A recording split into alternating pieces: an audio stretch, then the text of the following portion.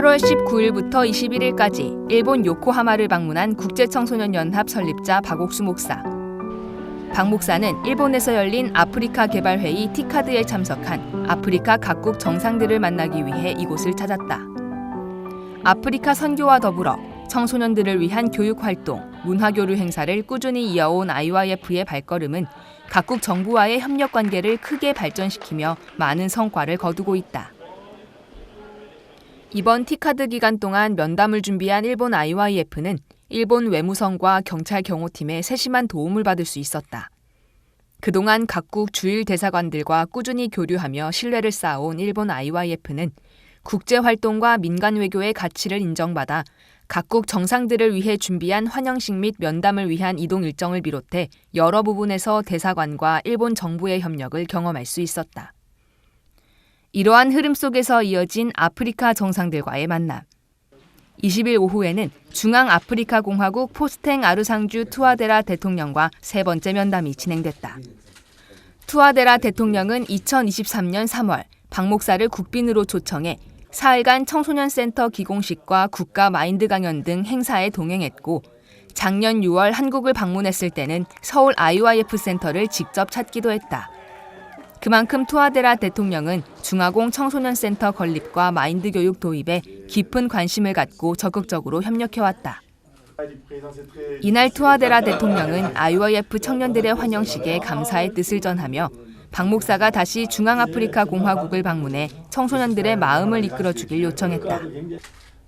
박 목사 역시 마인드 교육으로 변화할 청소년들의 미래를 나누며 초청에 응했다.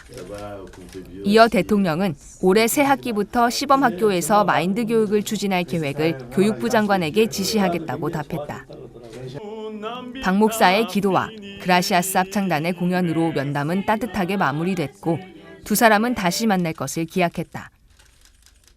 이날의 만남은 국영방송 RTNC를 통해 보도되며 박옥수 목사의 인터뷰와 함께 마인드 교육의 가치가 집중 조명됐다. 오늘 중화공 대통령께서 박 목사님의 세 번째 면담을 갖게 되었는데요. 중화공의 학교를 샘플 학교를 지정해서 마인드 교육을 6개월 또는 1년 동안 실시하고 이후에 결과가 좋으면 모든 학교에 마인드 교육을 실시하자는 제안을 하셨고 대통령께서 바로 즉시 교육부 장관과 마인드 교육을 실시할 수 있도록 지시를 하시겠다고 약속하셨습니다.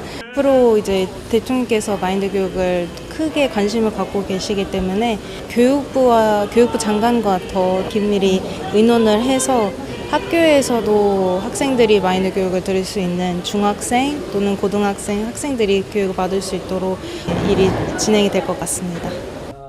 2020년 부룬디 10대 대통령으로 취임한 에바리스트 은다이시미에 대통령도 IYF의 마인드 교육에 깊은 관심을 보이며 박옥수 목사 일행을 맞이했다. 대통령은 지하자원과 잠재력이 풍부한 우리나라에 IYF의 체계적인 마인드 교육이 더해진다면 크게 발전할 것이라며 학생들을 한국에 보내 훈련받고 성장할 기회를 주고 싶다는 기대를 드러냈다. 이에 박옥수 목사는 전 세계에서 확인된 마인드 교육의 성과를 소개하며 사고력과 자제력을 길러 더 가치 있는 인재로 성장할 부룬디 청소년들의 가능성을 강조했다. 두 사람은 이를 실행하기로 뜻을 모았고 특히 대통령은 마인드 교육 교과서가 큰 도움이 될 것이라며 프로젝트에 맞는 대지를 제공해 청소년들이 훈련받을 수 있도록 돕겠다고 약속했다.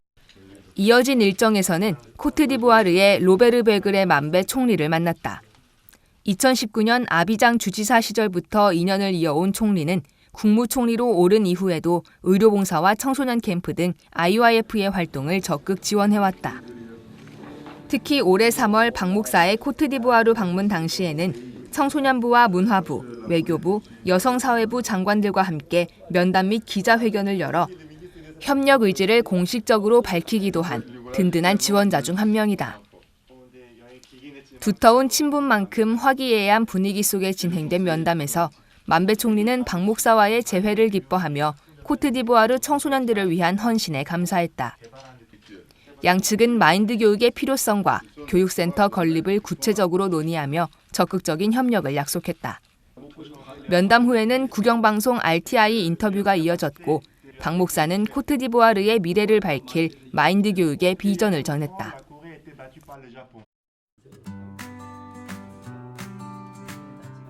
한편 일본 주요 5대 일간지 중 하나인 산케이 신문에서도 박옥수 목사의 이번 일본 방문과 아프리카 정상들과의 면담을 조명했다.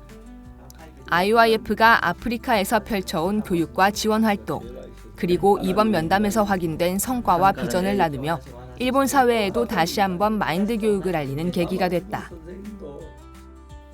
또한 국내에서도 이번 티카드 기간 박 목사와 아프리카 정상들 간의 면담 소식이 언론을 통해 발빠르게 전해지면서 IYF가 국제사회에서 펼치고 있는 활동들을 더 널리 알리며 민간 외교관으로서의 활약을 각인시켰다. 저녁에는 일본 교회 성도들과 만나는 연합예배가 열렸다. 오랜만에 일본 성도들을 만난 박 목사는 그라시아스 합창단의 공연으로 기뻐하는 성도들과 화목한 시간을 보냈고 어떤 어려움이 닥쳐도 하나님을 믿고 의지하면 반드시 도우신다는 소망을 전했다. 요코하마에서의 마지막 날은 남아프리카 공화국의 마타멜라 시릴 라파모사 대통령과의 면담으로 시작됐다. IYF는 2000년부터 요하네스버그 지부와 케이프타운 지부를 설립하고 25년간 청소년들을 대상으로 아카데미와 마인드 교육, 문화교류 프로그램을 꾸준히 운영해왔다.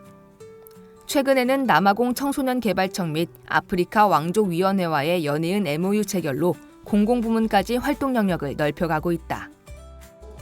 특히 남아공 왕족위원회는 아프리카 발전을 위해 헌신한 박옥수 목사의 공로를 인정해 아프리카 로얄 어워즈를 수여하기도 했다. 이러한 배경 속에 박옥수 목사가 남아공 청소년들을 위한 협력 의사를 밝히자 라마포사 대통령도 긍정적으로 화답하며 뜻을 모았다. 이어 그라시아스 합창단이 남아공 현지 노래를 유창하게 부르자 대통령이 크게 기뻐하는 가운데 면담은 즐거운 분위기 속에 마무리됐다. 현재 이 남아공 대통령은 우리에 대한 정보를 충분히 전달을 받았습니다. 그리고 왕족의회 사무총장의 우리가 가지고 있는 이 복음과 마인드에 대해서 설명을 들으면서 면담을 확정했고요. 이번에 이 면담은 남아공 정부에 그리고 남아공 나라에 그리고 남부아프리카 전체에 우리 선교회와 또 IYF가 마인드 교육이 공인되는 그런 시간이다. 이렇게 말할 수 있고요. 앞으로 이제 그 문들이 더 넓게 폭넓게 열릴 거라고 저희들은 확신합니다. 카메룬의 조셉 디온 은귀태 총리와의 만남으로 이번 티카드 일정이 마무리됐다. 제9대 총리로 재직 중인 은귀태 총리는 이미 카메룬 현지에서 IYF의 활동을 접해왔으며 많은 국민이 마인드 교육을 듣고 좋아한다며 박옥수 목사와 일행을 환영했다. 카메룬 정부는 2005년부터 활동해온 IYF 카메룬 지부와 다양한 행사로 협력해왔고 2024년에는 교육부와 IYF가 정식 MOU를 체결해 매년 2월 카메룬 청소년 캠프를 국가 행사로 함께 주최하고 있다. 박 목사는 마인드 교육을 통해 청소년들이 변화되는 모습을 카메룬에서도 이어가길 바란다며 협력 의사를 전했다. 은귀태 총리 역시 마인드 교육 교재에 큰 관심을 보이며 앞으로의 협력이 카메룬의 밝은 미래로 이어지길 기대했다. 사흘간 이어진 면담을 통해 하나님께서 아프리카 정상들의 마음을 움직이고 아프리카를 향한 더 넓고 새로운 길을 여셨다. 마인드 교육과 복음을 중심으로 맺어진 이 협력 속에 하나님께서 주신 약속과 비전을 품고 아프리카 전역에 펼쳐질 변화와 복음의 역사를 기대해본다.